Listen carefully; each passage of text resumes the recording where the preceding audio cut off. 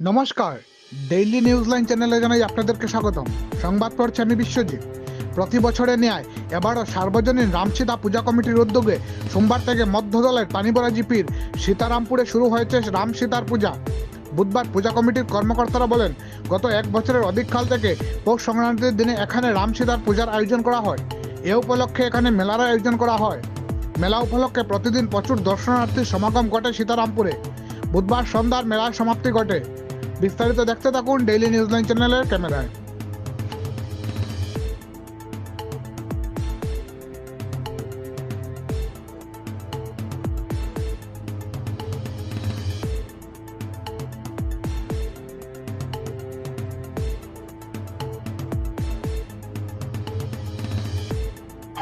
এই মেলাটা মকর সংক্রান্তিতে শুরু হয় প্রতি বছর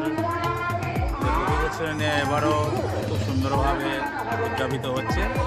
100 বছরের উপরে হয়েছে এই মন্দিরের, নতুন মন্দির প্রতিষ্ঠা হয়েছে। তো এই অঞ্চলের সর্বশ্রেণীর জনগণ, আবার বৃদ্ধ মহিলা সবাই এখানে আসেন। শিশুরা, মায়েরা সবাই এসে এখানে পূজা অর্চনা করেন। এই উপলক্ষে আজকের এই দিনে এই অঞ্চলের যারা আমাদের হিন্দু সম্প্রদায়ের আমরা যারা আছি সবাই খুব খুশি। এটা একটা রামসীতা মন্দির, এটা সীতাকুণ্ড হিসাবে পরিচিত। হয়তো আপনারা শুনেছিলেন, সেই আমরা গয়াতে যখন যাই সেখানেও একটা সরযূ নদীর পাশে যেভাবে একটা সীতাকুণ্ড ছিল বা আছে, ঠিক সেইভাবে এখানে একটা সীতাকুণ্ড, এখানে ঝর্ণাধারাও আছে ভিতরে। তো এই অঞ্চলের সবাই, যুবকদের সবার প্রচেষ্টায় আমাদের এই পূজাটি সার্থক হচ্ছে। প্রতি বছর এখানে একটা মেলা হয়, এবারও তার ব্যতিক্রম নয়। তো সবাইকে ধন্যবাদ জানাচ্ছি। যারা কমিটিতে যারা আছেন, যারা পরিশ্রম করছেন, সবাইকে ধন্যবাদ জানিয়ে আমার বক্তব্য শেষ করছি।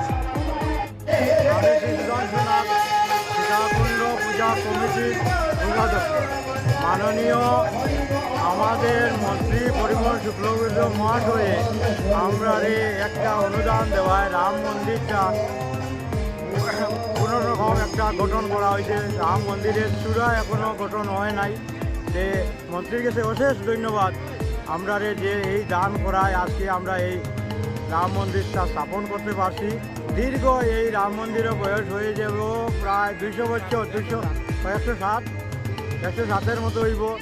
এই বছর বিগ্রহ আমাদের মাননীয় রসময় দেবনাথ মহাশয়ে বিগ্রহ দান করেছেন, তাও পাকা বিগ্রহ। আর আমরা দেবতা বছরে বছরে চেঞ্জ করতে লাগতো না। দয়া করি মন্ত্রী মহোদয়ের কাছে আমরা অনুরোধ রাখি আর একবার আমরা মন্দিরে আসিয়া দেখিয়া যাওয়ার জন্য। নমস্কার।